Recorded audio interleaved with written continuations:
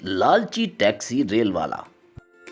कांतापुर के छोटे से गांव में अजय और उसकी पत्नी चंचल रहते थे। अजय एक टैक्सी ड्राइवर था और बेहद लालची आदमी था। वो तो बस पैसे का पुजारी था और एक नंबर का बुद्धिभ्रष्ट था। अजय गांव से लोगों को शहर लेके जाया करता था और अपने यात्रियों से मोटी रकम लिया करता था। एक दिन वो जब शहर से वापस आ रहा था तो रास्ते में उसको माधव ने रोका।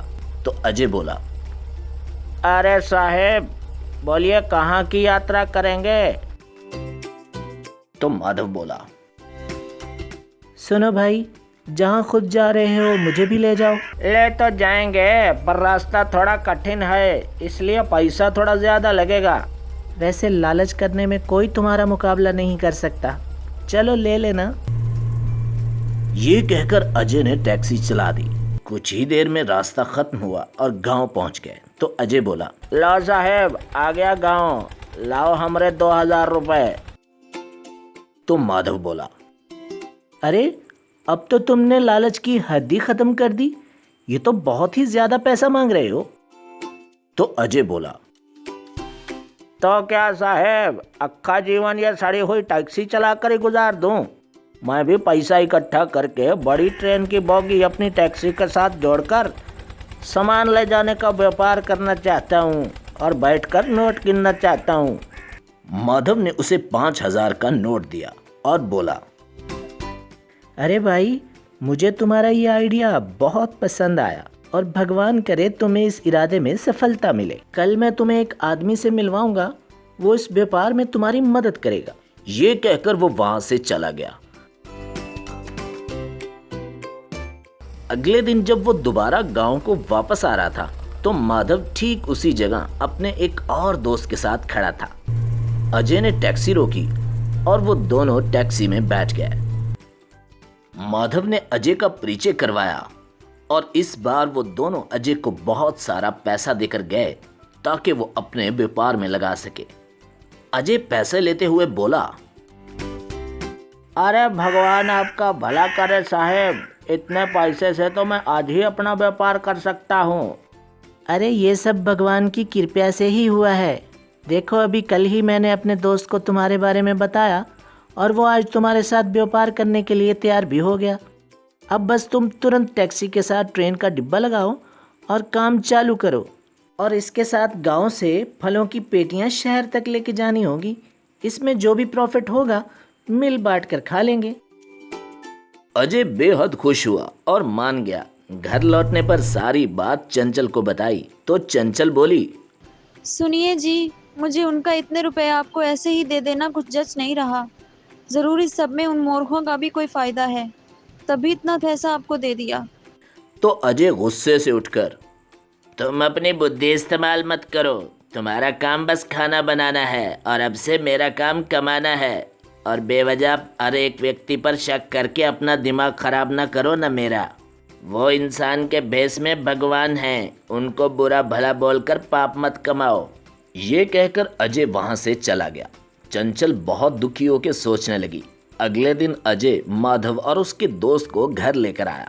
तो अजय बोला, अरे चंचल, देखो आज के ज़माने में ऐसे अच्छे लोग होते हैं क्या, जो भगवान बनकर हम जैसे गरीबों की मदद करते हैं। अरे नहीं, ऐसी बात नहीं, बस जब कोई मन को भा जाता है तो बस हम उस पर मेहरबान हो जाते हैं। फिर वो वहां से चले गए। अगले दिन से काम चालू हो गया। टैक्सी रेल हर रोज शहर जाती और हफ्ते में एक रोज वही टैक्सी रेल गांव से फलों की बड़ी पेटियां माधव के गोदाम से शहर को जाती। ऐसे अजय और माधव का काम प्रॉफिट में जाने लगा। चंचल, जो कि अजय को हर रोज तिजोरी में बहुत सारा पैसा रखते देखती, वो बेहद चिंतक थी कि कहीं अजय किसी बुरे काम में न फंस जाए। एक दिन जब अजय की टैक्सी रेल माधव के गोदाम में फल उठाने गई तो चंचल भी चुपके से काम होता देखने लगी। चंचल ने देखा कि जैसे ही अजय फोन सुनने बाहर गया तो माधव और उसके लोग फलों की पेटियों में चर्स गांजा के पैकेट रखने लगे और एक दूसरे से कहने लगे, तुरंत रखो, इससे पहले कि अजय आ जाए और सारा काम चौपट हो जाए। और हाँ, सारे पैकेट अच्छे से रखना। आज सारा माल ट्रेन में सरहद पार पहुंचना चाहिए। चंचल उनकी सारी बात सुनकर वहां से चली गई और अजय अंदर आ गया और टैक्सी रेल जाने के लिए तैयार थी। टैक्सी रेल जैसे ही निकलने लगती है तो पुलिस उसको चारों तरफ से घेर लेती है। माधव और उसके लोग भागने की कोशिश करते हैं, मगर पुलिस उनको पकड़कर जीप में डाल देती है। तो इंस्पेक्टर अजय से बोला, सुनो अजय, आज केवल तुम अपनी पत्नी की वजह से बच निकले, वरना इनके साथ तुम भी जेल में होते। चंचल ने हमें सब बता दिया है कि कैसे इन लोगों ने तुम्हें लालच देकर फंसाया। आइंदा अपने लालच पर काबू रखना, और जो कोई भी व्यापार शुरू करे तुम्हारे साथ, उसके पहले जांच पड़ताल कर लेना। धन्यवाद इंस्पेक्टर साहब, आगे से मैं अपनी बुद्धि इस्तेमाल करेगा और लालच के पीछे नहीं भागेगा। और चंचल, हो सके तो मुझे क्षमा कर दो, मैंने तुम पर भरोसा नहीं किया। अब से मैं तुम्हारी हर बात मानूंगा।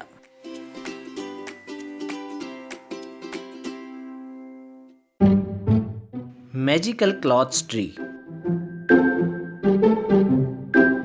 जमुनानगर नाम के गांव में समीर नाम का एक व्यक्ति रहता था। उसकी कपड़े सिलाई करने की दुकान थी। वो बहुत ही ईमानदार व्यक्ति था और पूरे समय पे ग्राहक को उसका सामान वापस कर देता था। बेचारा व्यापार में ठीक से लाभ ना मिलने के कारण हमेशा चिंतक रहता था। समीर की दुकान के साथ ही शेरा नाम का व्यक्ति चप्पल सीकर जीवन बिताया करता था। वो बहुत ही लालची और धोखेबाज इंसान था। कस्टमर को ये वो कहकर खूब लक्ष्मी इकट्ठी करता था। फिर एक दिन एक कस्टमर से कहने लगा, ये क्या साहेब, ये कोई चप्पल है? इसके नीचे इतने छेद हैं, इसको सिलाई करना मेरे बस में नहीं। और तो और इसे दोबारा पहनना आपके लिए खतरे से खाली नहीं है। कस्टमर ने मतलब पूछा तो शेरा बोला, अरे साहेब, चोट लग सकती है टूटी हुई चप्पल पहनकर। मेरी मानो तो ये नई चप्पल ले जाओ। दुकान से लोगे तो ये नई चप्पल 1000 से कम नहीं मिलेगी। मेरे पास जो चप्पल है ये 250 में दूंगा। बहुत ही उम्दा चप्पल है और ऊपर से जापान लेदर से बनी है। लीजिए लीजिए। ये कहते हुए उसको जूते दे देता है और कस्टमर ने पैसे दिए और चला गया। ये सब समीर भी देख रहा था। क्यों भाई, ऐसा क्या देख रहे हो? तुम इस जन्म में कभी नहीं बदलोगे क्या? कस्टमर को कैसे उल्लू बनाते हैं सीखो भाई, सीखो। 100 रुपए का जूता 250 रुपए में बेच डाला। देखा ना, ऊपर से उसकी चप्पल कुछ ज्यादा खराब भी नहीं थी। उसको ठीक करके किसी और कस्टमर को बेच दूंगा। तुम ऐसे ही ईमानदारी से व्यवहार करते रहोगे तो कभी आगे नहीं बढ़ पाओगे, याद रखना। देख भाई, कस्टमर यानी भगवान का दूसरा रूप, उन्हें कभी धोखा नहीं देना चाहिए। मैं भी कपड़ों की महंगी सिलाई ले सकता हूँ और बोल सकता हूँ कि जर्मन नेट और सिंगापुर की कॉटन है मेरे पास, लेकिन मैं ऐसा कभी नहीं करूँगा। तुम अपनी सलाह अपने पास रखो और अपना काम करो। एक दिन शॉर्ट सर्किट होने के कारण कपड़ों की दुकान को आग लग गई। अरे अरे, मेरी कपड़ों की दुकान को आग लग गई, मेरा सब कुछ नाश हो गया। अब मैं क्या करूँगा भगवान? उसकी दुकान की चिता जलते देख गांव वाले सभी इकट्ठे हो गए। तो समीर की कस्टमर सुनीता बोली, समीर भैया, तुम्हारी दुकान की यूं चिता जलते देखकर बहुत दुख हो रहा है, मगर अब हमारे काम का क्या? तुम्हें जो कपड़े दिए थे सब जलकर राख हो गए। अब दिवाली करीब है, हम क्या करें? कहाँ से लाएं कपड़े वापस? इतने में गंगा आकर कहने लगी, करना क्या है और समीर से पूछना क्या है? हमें तो हमारे कपड़े समय पे वापस चाहिए। देखो समीर भैया, तुम क्या करोगे, कैसे करोगे? बस दिवाली तक हमें हमारे कपड़े लौटा देना शराफत से। अरे भाई, ये कैसी घटना घट गई तेरे साथ? तुम्हें तो मेरे जैसे चप्पल सिलाई करना भी नहीं आता। अब तो एक ही हल है तेरे पास, मंदिर के बाहर बैठकर भीख मांगो। भगवान के नाम पे दे दो, भगवान के नाम पे दे दो, क्योंकि इसके अलावा तो कोई रास्ता बचा ही नहीं तेरे पास। बेचारा समीर बहुत दुखी जंगल से गुजर रहा था। वहां क्या देखा, एक बड़ा सा ट्री और उसकी बगल में एक गहरा कुआं था। तो समीर सोचने लगा, ए भगवान, ये मुझ पे कैसी मुसीबत पड़ी है। मैं कहाँ से इतने रुपए लाऊं और कस्टमर को कैसे भरपाई करूं। मेरा सब कुछ जलकर राख हो गया। अब बस एक ही रास्ता बचा है कि मैं आत्महत्या कर लूं। ये कहकर वो कुएं में कूदने लगा। तो उस बड़े ट्री से आवाज आई, ऐसा मत करो, मेरी बात मानो। ऐसा मत करो बच्चे, मैं मैजिकल ट्री हूँ, तुम्हारी मदद कर सकता हूँ। ये कहते ही वो बड़ा ट्री रंग बिरंगे और खूबसूरत कपड़ों के ट्री में बदल गया। उसके साथ ही उन कपड़ों को ले जाने वाली ट्रॉली भी प्रकट हो गई।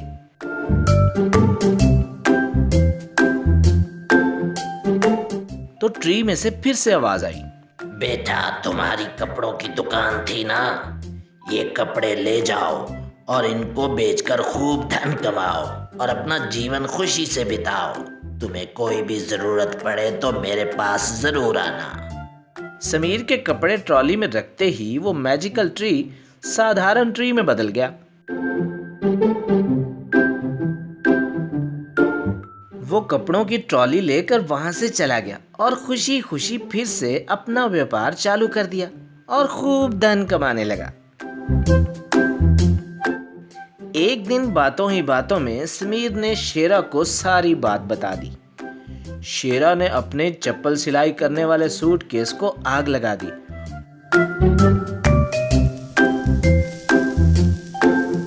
और खुद जंगल की ओर चला गया और ट्री के पास जाकर बोला, अरे भगवान, ये कैसी मुसीबत है। मेरा सब कुछ जल के राख हो गया। मेरे पास आत्महत्या करने की सिवा और कोई रास्ता नहीं है। ये कहकर कुएं में कूदने जैसा नाटक करने लगा। इतनी देर में मैजिकल ट्री से आवाज आई, बेटा, जल्दबाजी मत करो, मैं मैजिकल ट्री हूँ, मैं तुम्हारी मदद कर सकता हूँ। तो शेरा हंसने लगा, इसी के लिए तो आया हूँ। ठीक है, ठीक है। ये आवाज आते ही ट्री चप्पल के ट्री में बदल जाता है।